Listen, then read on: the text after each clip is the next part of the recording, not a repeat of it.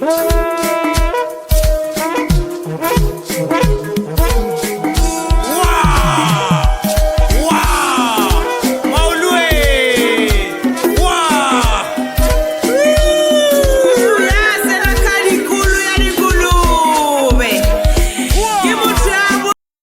politically incorrect. I'm very honored today to be in the presence of a sage of numbers, someone who understands numbers much more than I do. You have compelled us to go out, go and reach knowledge.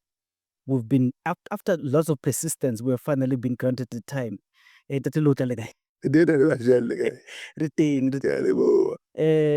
like to kick it right away, but and I think I would be erring if I do not give you an opportunity to actually explain or just tell the people of South Africa, or the public of Africa in general, how would you like to be addressed? And then we'll go forward. Anyhow, you wish. I'm tempted to ask the name Pali. Ka Sesotho sa Leboa, Pali ke motho wa balang, like statistician.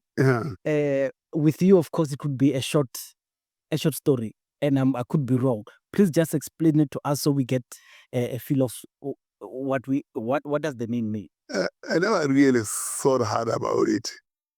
I know that people have said that Pali means Dipalo, but I never even asked my father about it because I'm named after my grandfather. Okay.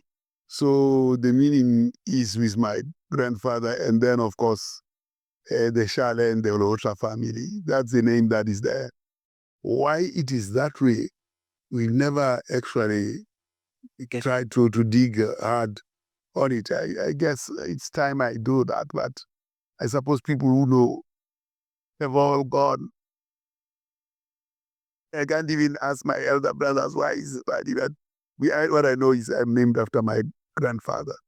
Thank you. I do not have the luxury of time, so the biographical history of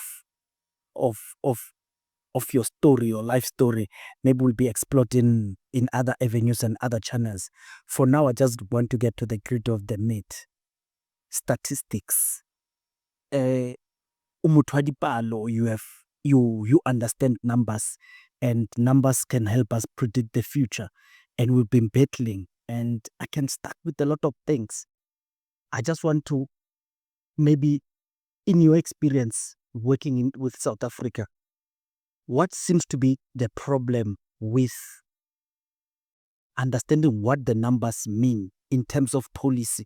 And as you expand that, please also tell us your bit of history with explaining and trying to convince politicians to understand what the numbers mean and how can we benefit from these numbers, of course, in projecting future and policy. Well, let me start with I've been actually mesmerized is the wrong word. Murana Mkhomi, who created the greatness in Kim Moshesh, the founding father of Basotho, seemed to have been immersed in evidence as the basis for decision making. And that was then done through Moshesh, who was then the founder of the Basotho nation. In terms of also embracing education, Lesotho was finally put under protectorate of the British, but the education system was French, was from the French. So Moshesh was able to work with all these white people, Europeans, and the French providing education, the British, of course, basically colonizing and being in cahoots with the Afrikaners. One of the missions that was destroyed by the Afrikaners was the one in Beersheba, which probably would have been the first university in South Africa. It was built at the behest of Moshesh by the French in the Free State. So Around what time was that shit up? It should have been around when this attack was in the late 1800s. Yes, he was my grandfather, maternal grandfather, was a young boy then, so it should have been toward the end of the 19th century, or in the middle of the 19th century. That's when this mission in Beersheba was destroyed. And in that destruction, that institution of learning,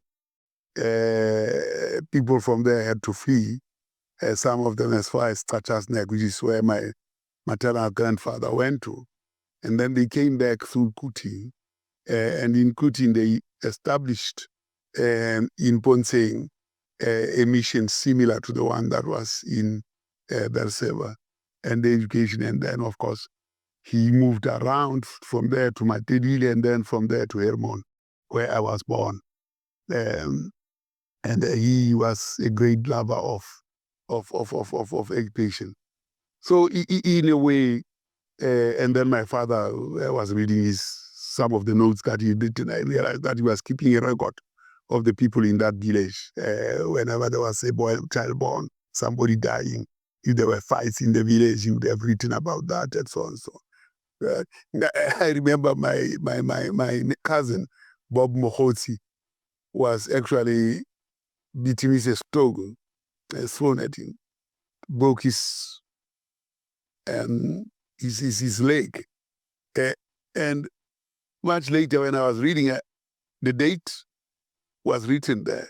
So there was a record of that incident, and then many other incidents that took place, including our own deaths. So I grew up, obviously, in this culture of people that loved education. Probably loved evidence because as I was a young man, a young boy, we used to plow as growing up. But one thing that I liked to do was every time after it rained, I would go to and inspect what has happened in the fields. And drought usually used to just ache me. I mean, I didn't like drought. It was just terrible on the mind. But when it rained, I would go watch the Mminies, watch the beans, watch how and make sense of what the crop could look like. So observation, so to say, then became part of me.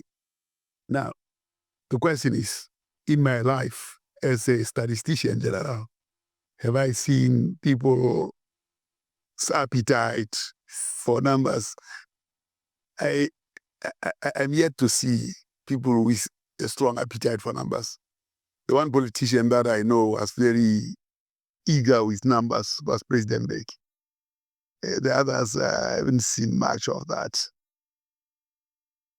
I've yet to hear what is happening there, because he really pierced with a very sharp razor on the numbers as we present them.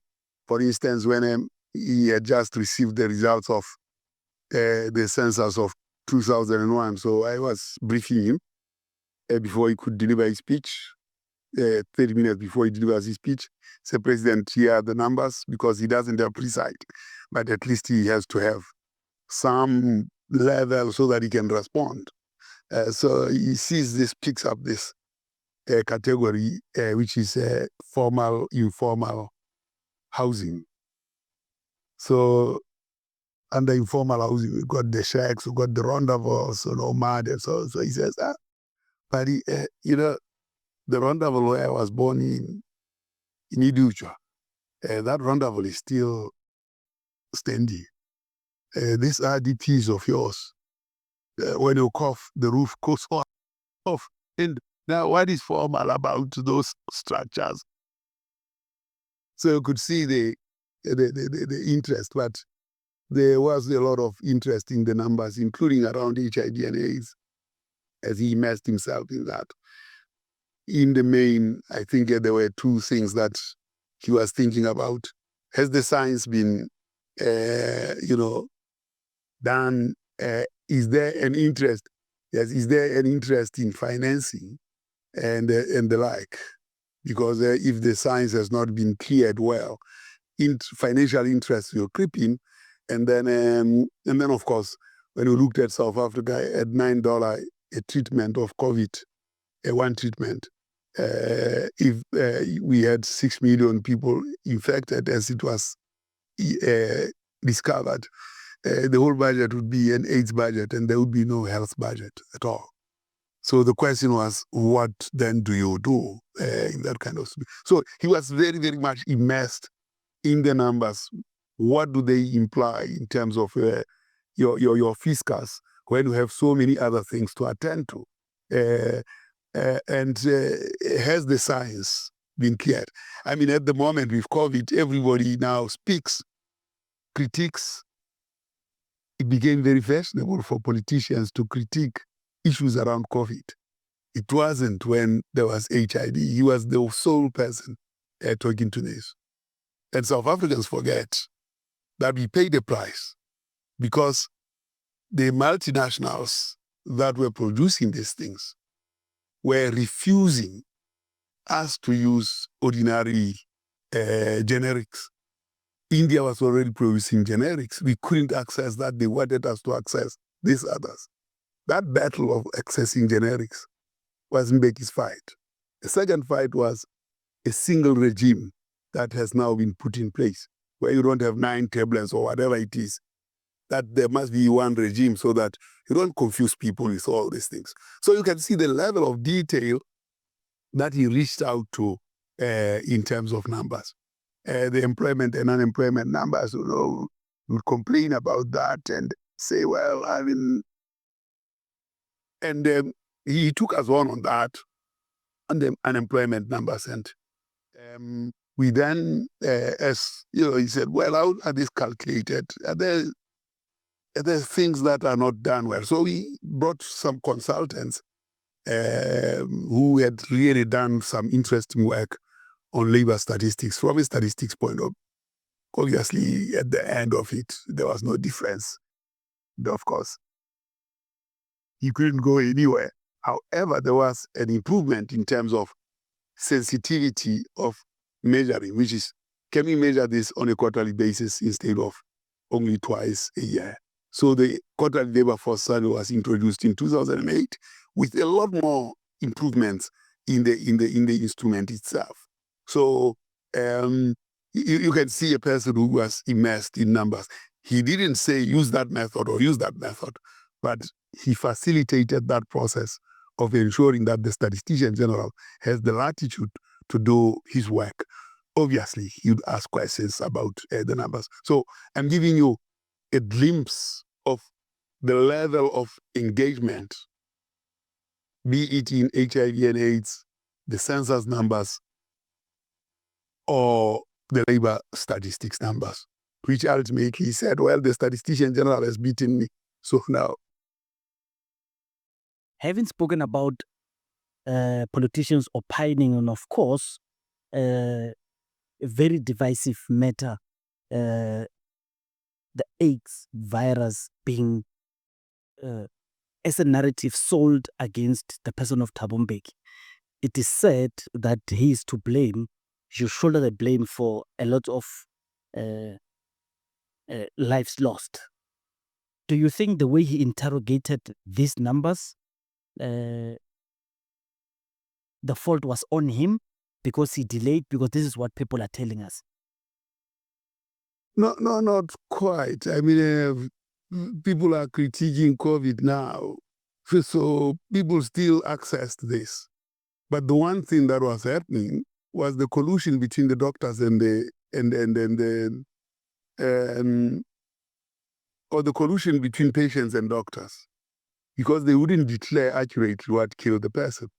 On the certificate, they would say it's cold. They'll never write HIV and AIDS because people would not get their insurance claim if the person died of HIV and AIDS. So this cannot be blamed on him, the doctors and the patients, and the doctors really realizing that people may not get their benefits or may be discriminated against because of the status. So at some point, there were only 9,000 HIV/AIDS deaths in South Africa, when actually the number of deaths that died as a condition existing in them of HIV and AIDS was reaching numbers that were high. At an earlier stage, I think the attribution of deaths to AIDS was the wrong thing. I worked in the homeland of Botswana, and I knew the weaknesses of amalgamating numbers from different areas and the political responses of people to an apartheid system where, people kept the green book that Botha, when people Botha at 1986, I think, said South Africans, Botswana or other homelands, they took the green book, but they also kept local lump seepage. So they could go and have pensions from both sides. When the amalgamation occurred, but the green book and the book from Botswana, and then when you get that, you tend to exaggerate the population. But when the deaths, which were never registered, came online, the spike in deaths showed. And that spike was not date of occurrence of deaths. It was just a backlog of deaths that came from the rest of the country. So there was a false narrative at one point. The actual spike was the one from about 2004, 2005. That's where we actually spiked quite significant in the deaths of HIV and AIDS. And in 2002, 2003, and that spike certainly was the real deaths. Education, how we spend money, how we project. It's very difficult for us who are not statisticians, who are not politicians, who just lament the fact that abahambe, because at the back of my mind, we're thinking when resources are not available for South Africans, it could be foreigners chowing into those things, because we've got no idea. When you read numbers, when you advise, when people who plan policy do all of those things, what kind of resistances are you getting? Is it difficult for government employees to download statistics, read them themselves? And because you understand, I'm asking all of these questions to simplify the most complex the most complex things that an ordinary person can see based on statistics, because we participate in censuses. But even when the numbers come, people still dispute those numbers. Well, you are talking about foreigners. It must be too insipid. I know in Sesotho, sepalo look at blood. So the blame is always that of blame. Foreigners are blamed for everything. If you think about people dying from cholera in Hammanskraal, people dying from in Kolobe, is it? The beer place, the beer place, and so on. And it's that which were South Africans. Now, the miners, Zamazama, it looks like these deaths of foreigners are caused because they are foreign. So that's the problem as in Pali Lehohla. Well, there are pressures, and there are certainly pressures, and this was observed by Nkosazana Zuma, when she was Minister of Health. So when they opened a clinic on the border of Mozambique, the Mozambicans came and said, now we will actually accept health services here. Now, I think we should understand how ordinary citizens view life. These borders matter not to them. What they know is we have our relatives that side, we are their relatives this side, we are all one people. Now, these borders create serious, serious problems. So the architecture of governance has to be considered in a manner that it is not divisive. The European Union, people across Europe, in the European Union, can go to any school and they get funding. They can go and work anywhere. That's strength. We open borders for animals from Mozambique to come to South Africa, and South African animals and Zimbabwe and everything in the national cooler. But we have still constrained the movement of people. So the idea of scarcity, our behavior is of scarcity. Murena Mushweshwe started with Musho. Murena Mushweshwe accommodated all refugees from all over during the Fatal. He didn't have limits. In fact, he would allocate grazing lands, including to Morocco in Talanzo. Only that he then went with the Koranas and the Boers and tried to fight him over the land that he had allocated for them to graze. And then, of course, that's when we had TLA Barolong and the Basotho, Botswana. Botswana had to flee and throw themselves over the cliffs, which is a very interesting thing about the Botswana. They did a similar thing when Mzilikazi attacked in the Huruti. They went into the caves and died there. It appears to me that when there's adversity for them, to rather themselves deal with themselves than anyone else, give them any joy of killing them. That was a very interesting, same thing in Lesotho, same thing in Muzilikazi, in Huruti. But I've digressed a bit. But I'm just showing that Mushweshwe, after defeating Mzilikazi, he actually, because Mzilikazi attacked, and Mushweshwe defeated him, but he sent a head of cattle and said, Mzilikazi, had you told me that you were hungry, I would have given you cattle. You didn't have to come and fight like this. So what we learn from Mushweshwe, therefore, is when people from here go to Mozambique or go to any other part of the SADC region, they shouldn't be seen to be begging, or those who come this way shouldn't be seen to be begging, but we should use our entirety of human resources. So the architecture has to be looked at very, very, very carefully. It cannot be overnight, because then we have a serious problem. It needs a long-term thinking, long-term planning, working with the numbers, saying what are the political imperatives for making these numbers to work, so that we stop making this a talk show. And the situation is still Fontaine. The Basotho and the Mozambicans and the people from the Transkei, because they work the mines all their time. Under colonialism and apartheid, now in modern times, and of course, that's been their life. So to imagine that they are doing something strange when they come and look for livelihoods here, which has been their pattern of life, and the House of Africa is underdeveloped the region, what is happening is a consequence of that. The problem is we have not addressed those who caused these problems. We haven't addressed issues of reparations.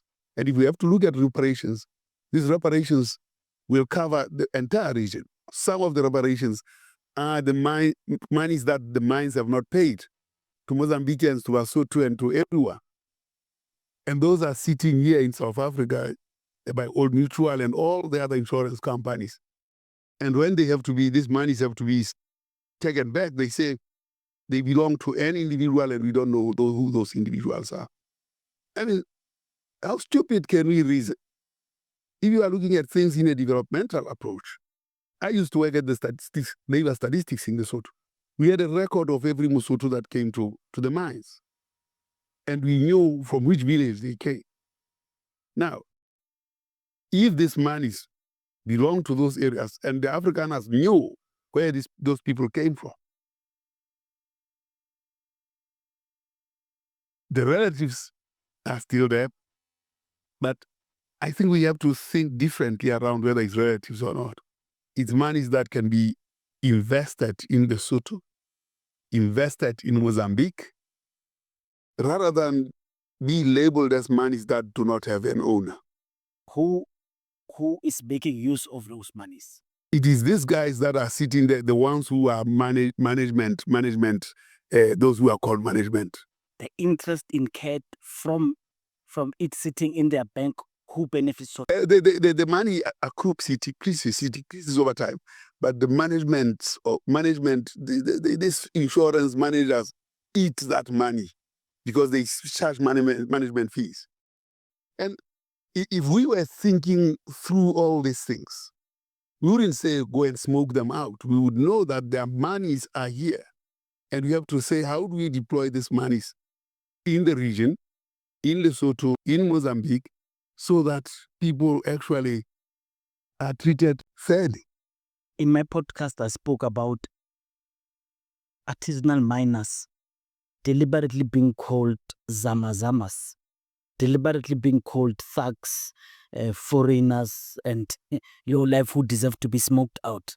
But we forget those people are Africans like us, and they are denied livelihoods to deliberately force them to work themselves as zamazamas, as they are called.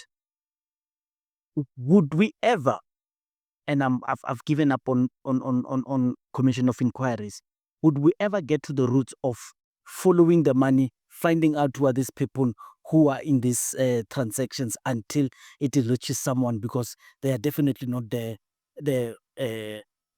what do they call them?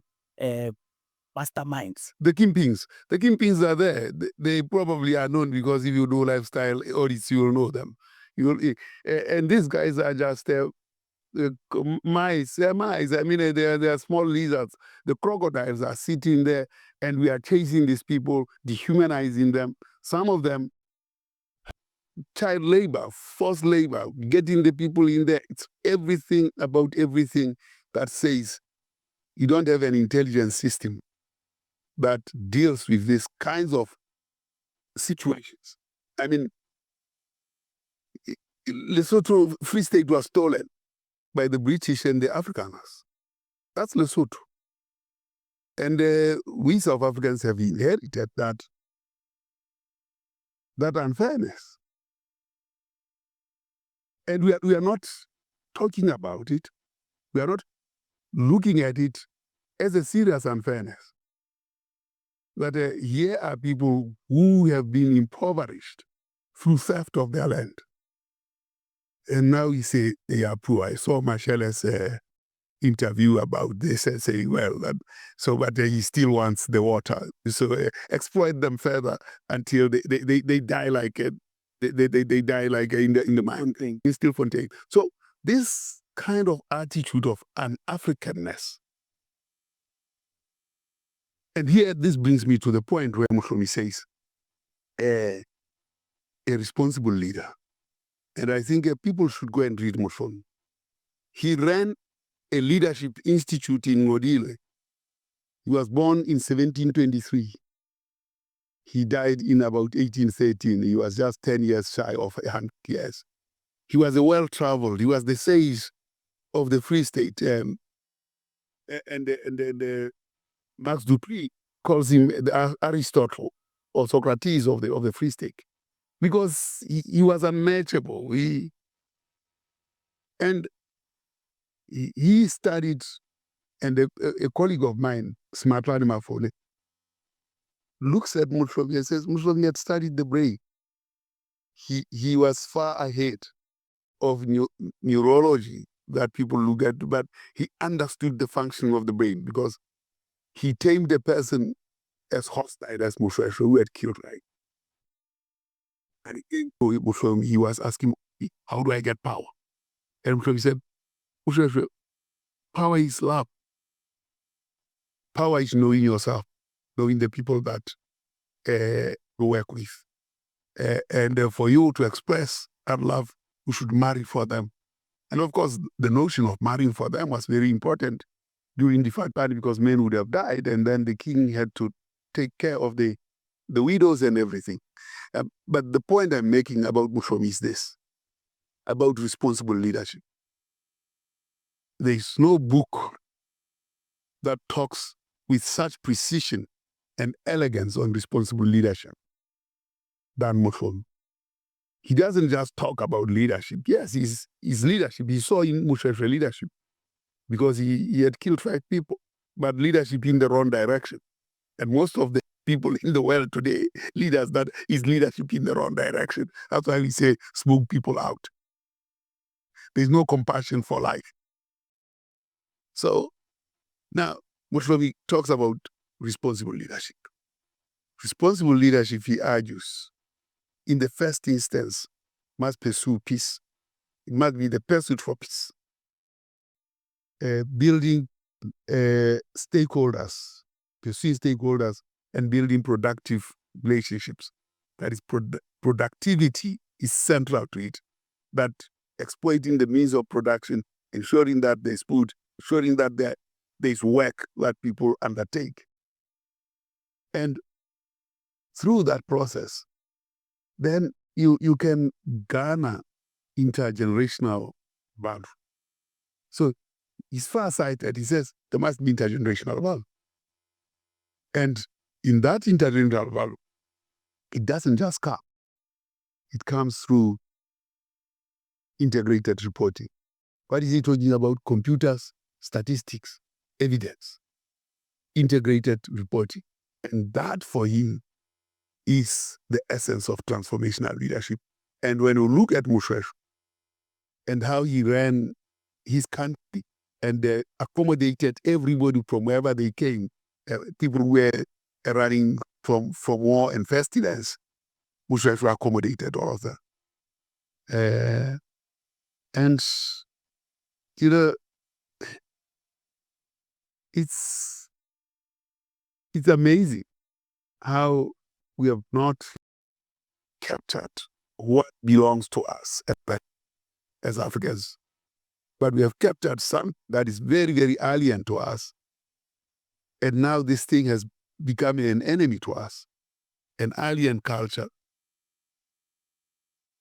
And Muslims attributed the notion of this thing called Ubuntu.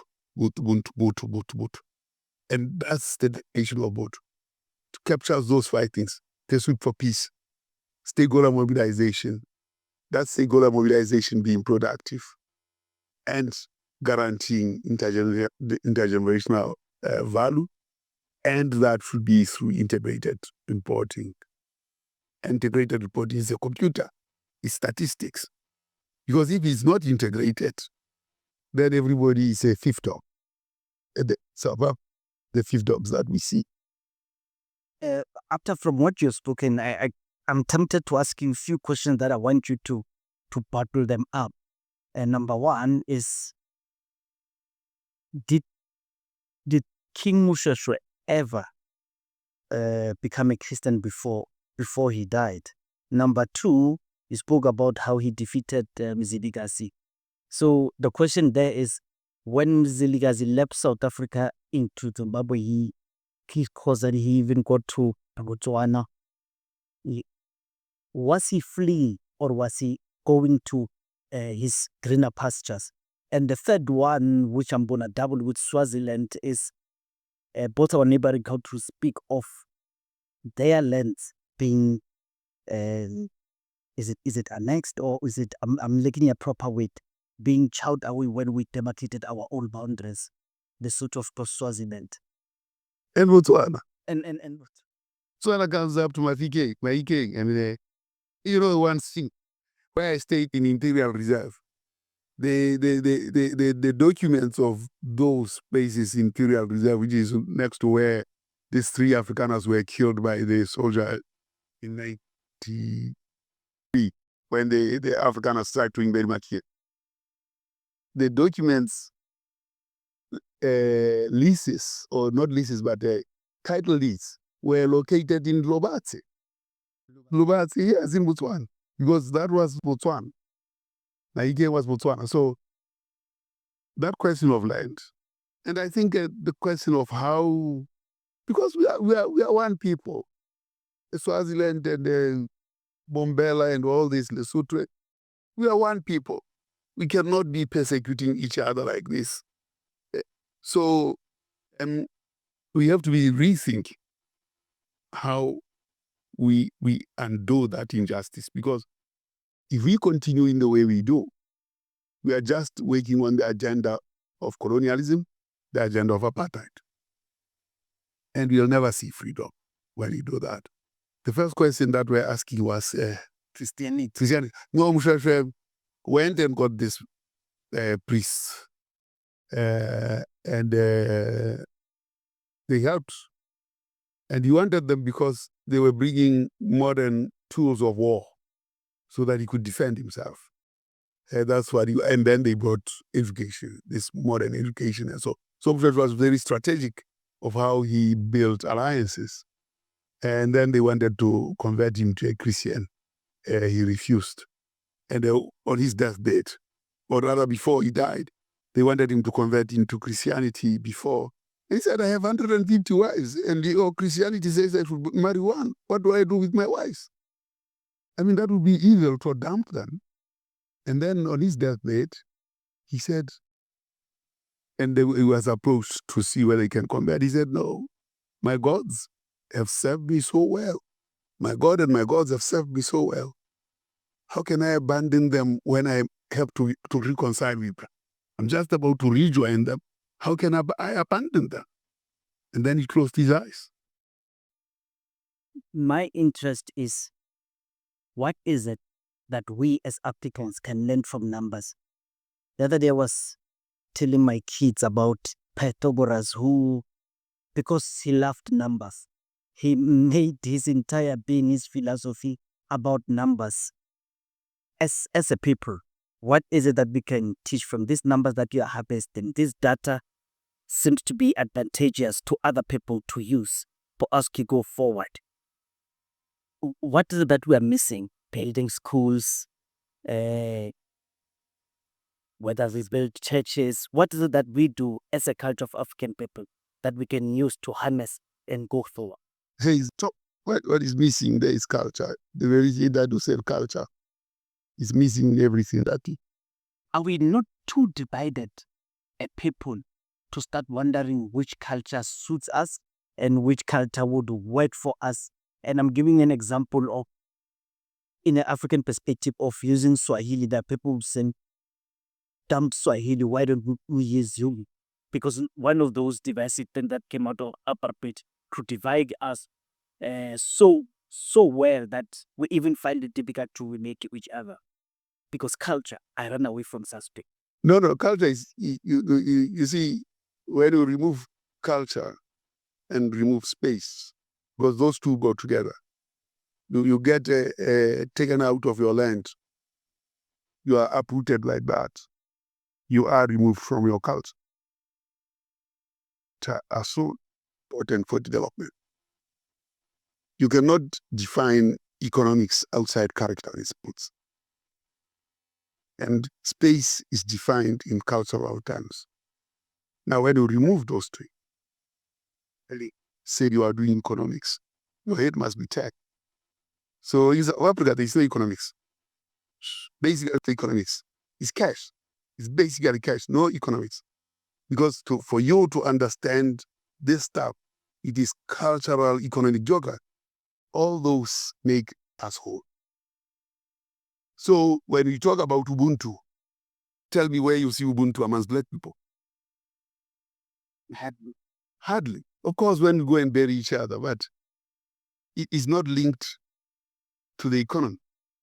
So we have emasculated the organic links between economics, culture, and space because we have been uprooted. I mean, it's a classical evidence of the separation of the necessary elements and necessary conditions of alignment by uprooting people from where they live.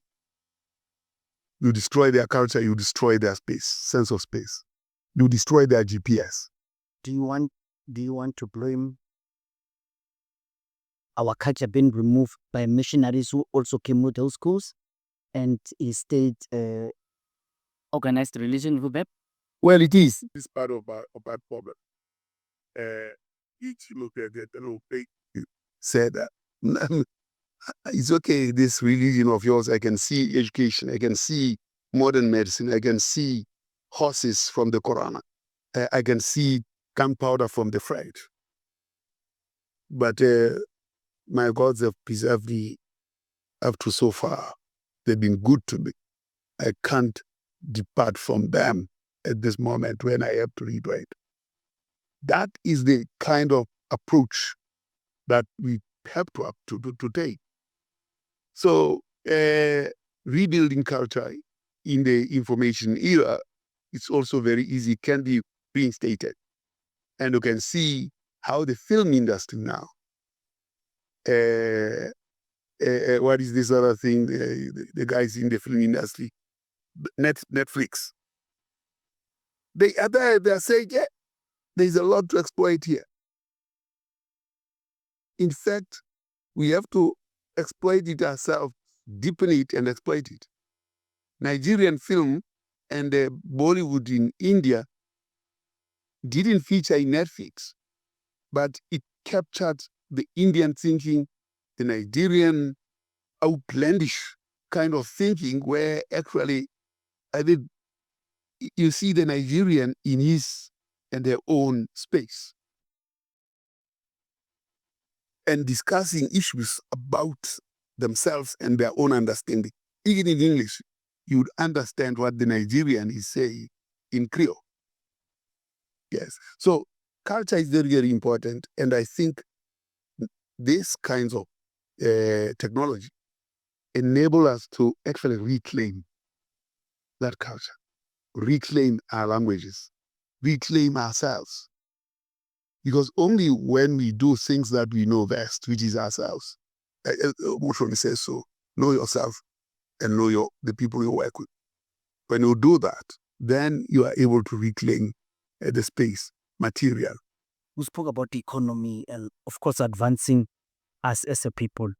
And the best politician and the best president of our country who had those visions of economy and of his prowess in economy academically and, of course, in political terms, is Thabo Mbeki, person that you work with. At some point, he led it to 6%, the growth, and he was regarded as the best and around that time. And he implemented a lot of things, but he was criticized because at 6% they said it was a jobless growth, and he replaced Buge with Aspisa Gypsa and other microeconomic players. They are then complicated to be. Can you just tell me what were the errors according to you? What were the errors? What did we miss? What intelligence he had from numbers, the graphs that we do not read carefully, and it failed. And why is it that after Thabo Mbeki had it, the people who were supposed to carry over, of course, he was removed in September, the difficulty of carrying over, even though they did not agree with him politically. What is it? Do we not have the culture? Was the ANC not ready to govern? I know I asked a lot. Just bring all of the to here. Let me step back.